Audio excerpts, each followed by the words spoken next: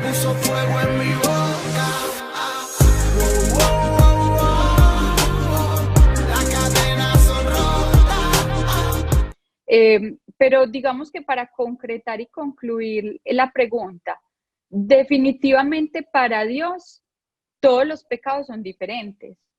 Puedo entender eso. Mira, O sea, no es digamos, como que pecar es pecar, independiente de lo que sea. te voy a poner un ejemplo. Hay un momento, cuando tú lees mucho el Antiguo Testamento, descubres cosas como estas. Alguien cometía un pecado y por su pecado lo mataban. ¿Sí? Ahora, si todos los pecados son iguales, digamos, en condición de pecado, todos asumiríamos las mismas situaciones basados en el delito, ¿verdad?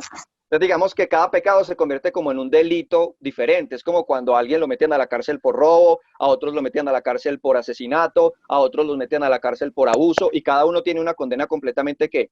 Distinta, entendiendo que cada delito es una gravedad que ofende a Dios. Ejemplo, entonces en el Antiguo Testamento usted lee porciones donde dice, por causa de su pecado lo mataban. Alguien, digamos, cometía un pecado ligado a un tema sexual, le ponían una multa, para que pagara una multa. Ejemplo, si un hombre se casaba con una mujer y esa mujer no estaba virgen, no era virgen, los padres de esa mujer debían pagarle una multa al hombre que la tomó como esposa, ¿verdad? Entonces, habían un montón de cosas diversas. Alguien cometía un pecado X, le daba lepra por su pecado, porque murmuró, le dio lepra, y lo aislaban de todo el pueblo, lo sacaban a lugares lejanos para que estuviera en una condición de que estuviera aislado. Entonces, digamos que cada pecado tiene consecuencias diversas, diferentes.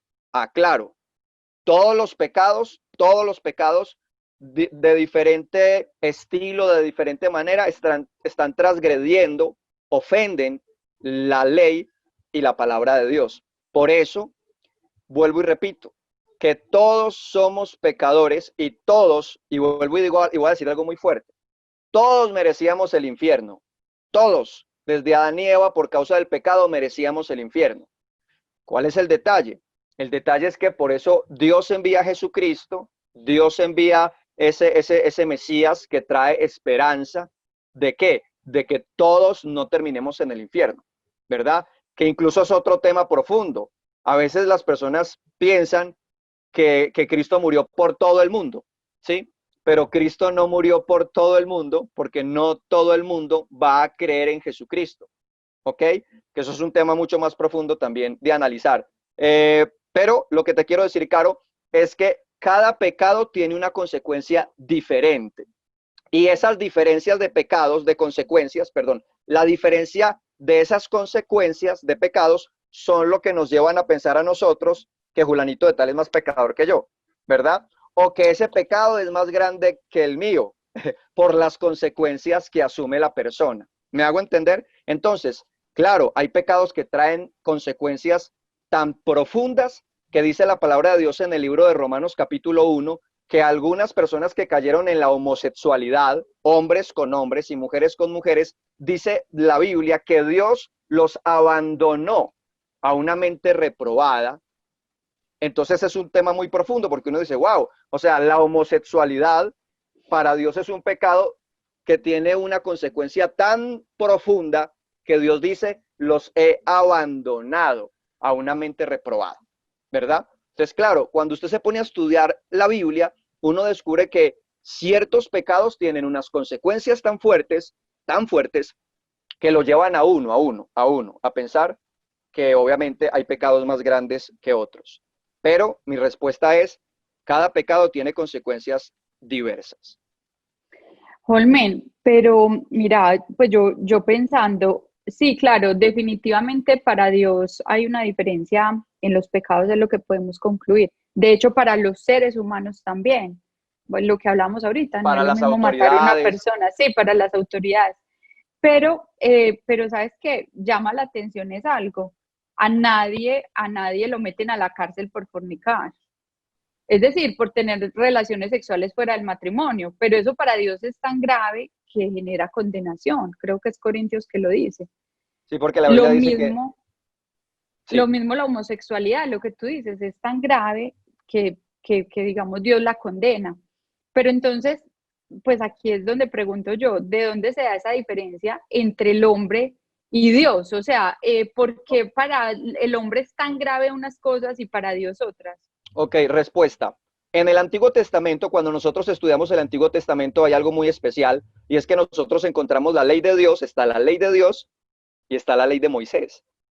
Incluso ese tema de la ley de Moisés y la ley de Dios genera muchas veces mucha discordia y mucha conflicto a la hora de uno como, pero ¿cómo así que la ley de Moisés y la ley de Dios? Y resulta de que Moisés no solamente era un líder espiritual, sino que le correspondió ser un líder político, porque le correspondió ser como presidente de un país, pero a la misma vez presidente, político, líder espiritual, un líder que en él nace el judaísmo como religión a través de establecer los sacerdotes y todo lo que tiene que ver con el culto religioso judío. Entonces, claro, para Moisés su liderazgo es un liderazgo donde le correspondió ser líder espiritual y líder político. Y hay una gran verdad.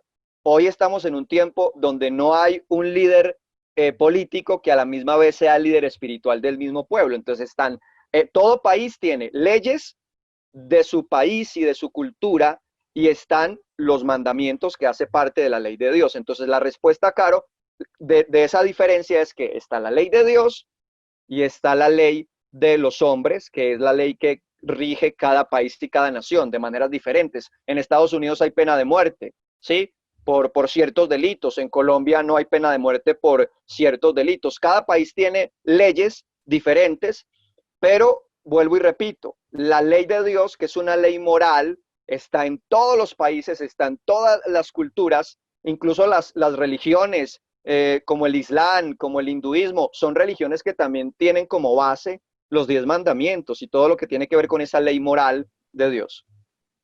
Ven, y entonces ahí yo quiero decirte algo que inclusive la gente usa mucho la Biblia, ¿cierto? Para atacarla, sobre todo los ateos o los que no son cristianos, que yo siempre le digo los anticristos. Entonces, esas personas siempre hablan de, es que la ley de Moisés, ¿cómo era posible que una mujer que adulteraba la apedreaban? Bueno, todas estas leyes que conocimos por allá en el Pentateuco, que son los 5 primeros libros donde se habla de la ley. Creo que es Éxodo, ¿cuál es el libro? Éxodo o Deuteronomio. Deuteronomios, Levíticos, ellos realmente tienen el contenido de los 10 mandamientos. Deuteronomios, Números y Levíticos tienen la esencia de la ley de Dios y de Moisés. Y ahí es donde tú estabas hablando de la gracia. Qué rico que nos expliques, porque mucha gente cae en el tema de que es que Moisés dijo, de hecho los judíos usan todo el tiempo la ley de Moisés para decir qué es y qué no es pecado.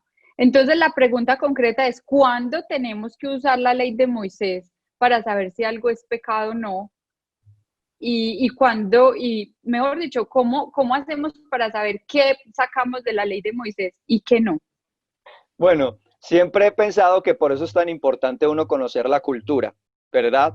Porque como cultura judía tienen sus normas, tienen sus leyes, y una cosa es la cultura judía y otra cosa es nuestra cultura colombiana, ¿verdad? Entonces, ¿cómo entender y cómo desenvolver ese meollo de qué es lo que realmente tiene que ver con ellos como cultura y qué es lo que tiene que ver con nosotros como cultura? Y la respuesta es muy simple, hay que estudiar la cultura judía.